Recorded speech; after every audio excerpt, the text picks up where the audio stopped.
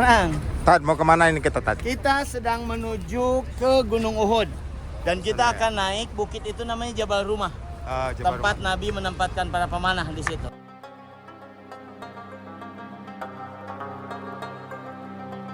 Bismillahirrahmanirrahim. Assalamualaikum warahmatullahi wabarakatuh. Waalaikumsalam warahmatullahi wabarakatuh.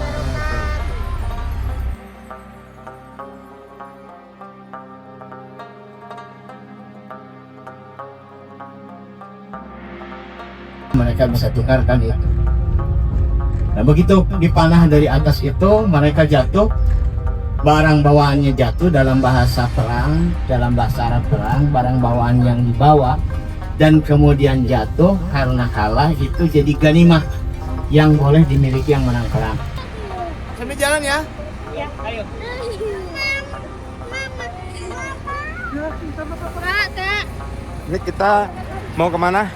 mau ke Jabal Uhud. Iya, sekarang kita menuju ke Jabal Uhud, di mana di situ terjadi suatu peristiwa peperangan, di mana adanya terjadi kekalahan dari pasukan Nabi yang diakibatkan para pasukan tergoda untuk mengambil harta rampasan perang. Ayo. Itu dia di sana. Adik. Bu. Ayo.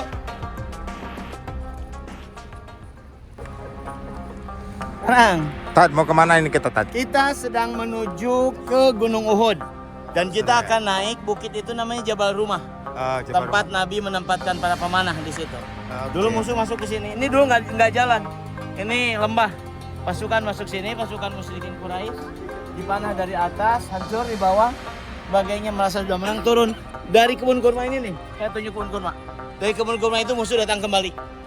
Nyerang dengan gelombang yang luar biasa, dipimpin oleh panglima perangnya namanya Khalid bin Walid. Saat itu panglima perang musuh, Khalid bin Walid. Hancur sudah. Dan sebanyak 70 tuh sahabat Nabi gugur karena yang lain lari. 70 orang itu ngelingi Nabi. Jadi pasukan istimewa. Gugur semua termasuk paman Nabi. Ini ceritakan sambil naik ke atas ya. Ayo. Pelan-pelan ya. Ada burungnya. Pelan-pelan.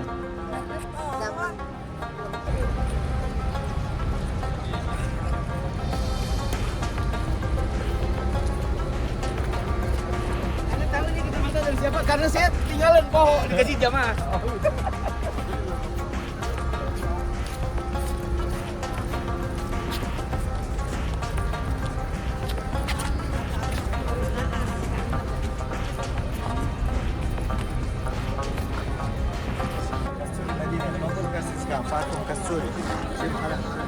Sekarang kita mau menuju ke Jabal Rumah. Nah, ini Jabal Rumahnya.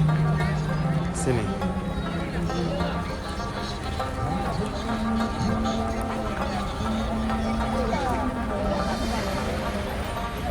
Banyak sekali para peziarah yang datang ke tempat ini.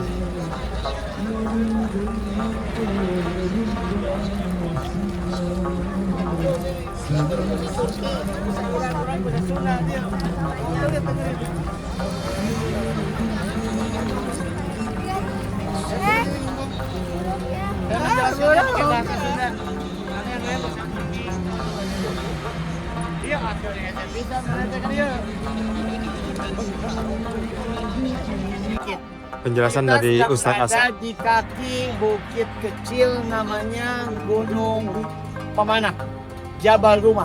Ini Gunung Uhud yang gede ini. Ini namanya Jabal Rumah, Gunung Pemanah. Di sinilah dia kasih yang pemanah. Pasukan pemanah itu disetel oleh Nabi untuk menyerang musuh yang datang. Musuhnya datang, benar strategi Nabi, kalah tuh musuhnya di sana. Tapi harta rampasannya yang jatuh menggoda sahabat Nabi untuk turun mengutin itu. Dan ketika mereka mengutin itu tuh ada kebun kurma di depan. Dari kebun kurma di depan itu musuh datang kembali dipimpin oleh panglima namanya Khalid bin Walid. Saat itu dia panglima Quraisy. Kalah, gigi Nabi patah, helmnya juga pecah dan Nabi kemudian jatuh terjangkang. Sebagian orang mengira Muhammad mati. karena pemimpin besarnya meninggal dunia, para sahabat mendengar itu down, lari mayoritas, kecuali 70 orang yang bertahan. Yang 70% itu semuanya mati, meninggal dunia.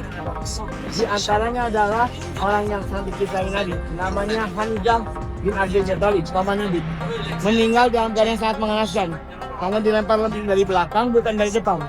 Tembus dari selangkangan sampai kemudian ke dadanya, hingga dadanya dibedah, jantungnya diambil, dimakan oleh musuhnya yang menyekap orang. Latihan kan sebagai palunding, kalau nanti kamu bisa membunuh Hamzah, kamu saya bebaskan jadi budak, kamu saya nikahkan, kemudian kamu saya kasih duit. Dan terjadi, namanya Abdurrahman Wasi. Wasi ya? Wasi. Dia menyesal luar biasa semua hidupnya.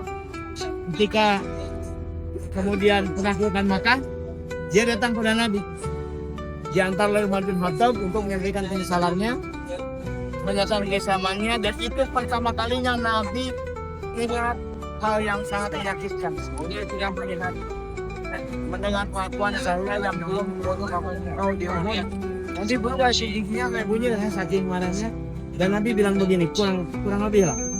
Aku terima permohonan maafmu, aku terima keislamanmu, tapi usahakan jangan lagi bertemu denganku.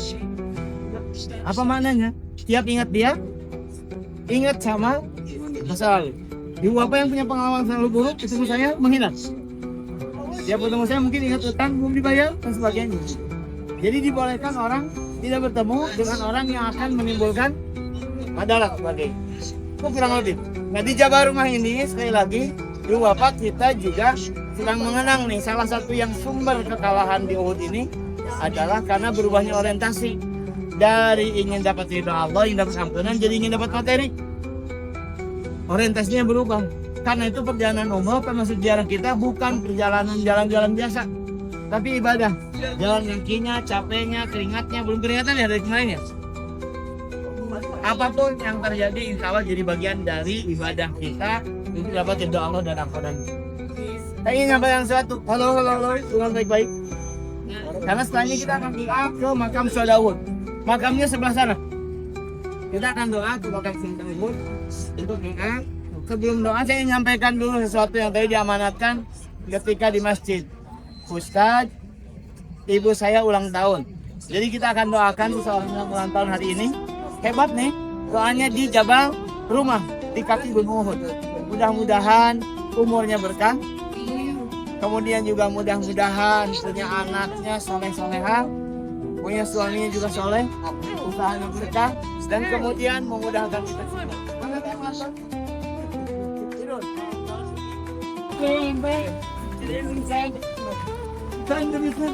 Tad, kita kemana sekarang nih Tad?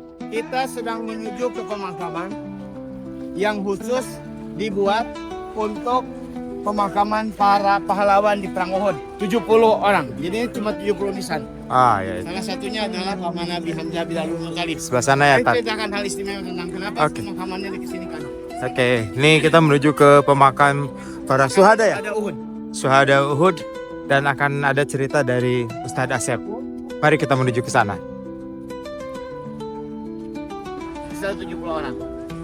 Kurang lebih sekitar, katakanlah saya lupa tepatnya, tapi kurang lebih sekitar mungkin 50 tahunan setelah terjadi perang Uhud ini, setelah syuhadanya dimakamkan di situ, terjadi hujan besar, erosi.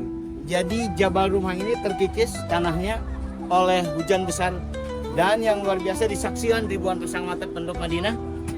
Si makam-makam tersingkap, ada kaki yang keluar dengan kakinya masih segar, darahnya masih ngucur dan sebagainya.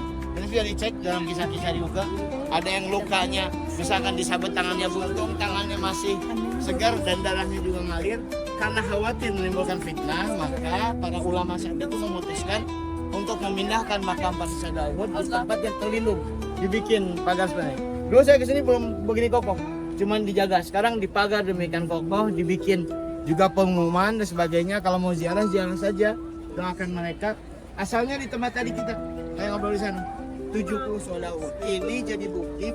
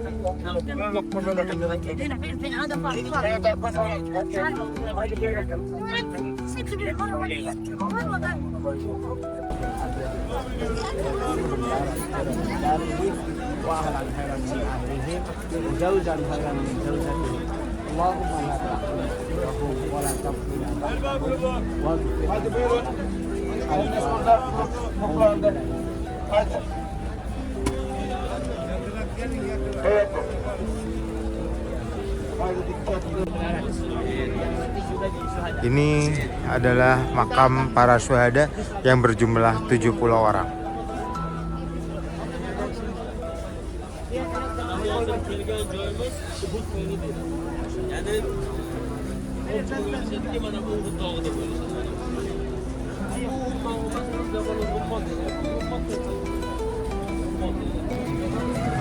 Nah, kita mau lihat bagaimana ramainya Jabal Rumah yang merupakan bagian dari Jabal Uhud. Itu Jabal Uhudnya yang terbentang dari kiri saya sampai ke kanan terus, dan di sini adalah Jabal Rumahnya. Dan kita kembali lagi ke bus, dan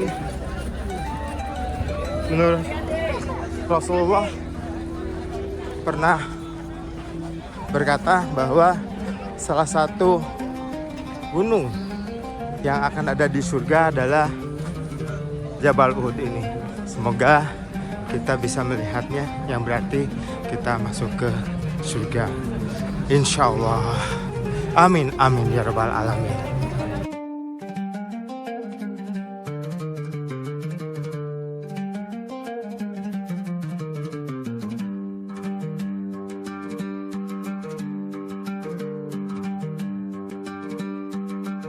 Ibu bapak kita segera sampai Masjid Kuba. Sekarang ini jadi masjid favorit keluarga, terutama malam Jumat. Dan ke Masjid Kuba itu sekarang dari Madinah pakai mobil golf.